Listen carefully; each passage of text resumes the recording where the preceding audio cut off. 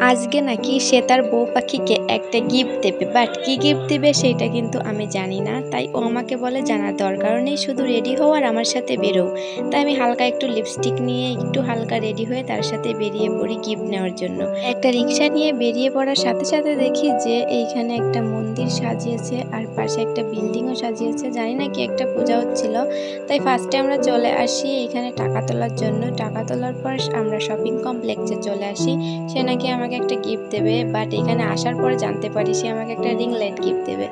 এইখানে আমি ভিডিও করতে করতে সে কখন উপরে চলে গেছে আমি টেরই পাইনি। যাই হোক, তারপর আমি উপরে চলে আসি। আসার পর একটা দোকানে আর তারপর কিন্তু আমাদের দোকানদার মামা আমাদের দেখিয়ে দেয় যে কিভাবে লাইট অন অফ করব, কিভাবে কালার চেঞ্জ করব। এটাই কিন্তু 25 রকম কালার আছে, এইটাও আমাদের বলে দেয়। তারপর দামাদামি করে কেনার পর এইখানে চলে আসি আমরা একটু ঠান্ডা খেতে। আর আমরা একটু মাঠা খাই। আসলে এই গরমে একটু ঠান্ডা খাওয়ার দরকার আছে। তাই আমরা এটা খেতে খেতে ভাবি যে এখন একটু ঝাল কিছু খাওয়া যাক, তো ফুচকা খাই।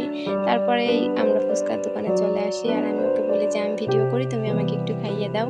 তারপর সে আমাকে খাইয়ে দেয়। আর ফুচকা খাওয়ার পরে আমাদের সব কেনাকাটা কমপ্লিট করার পরে যে আমরা রিক্সা নিয়ে এখন বাসায় যাব।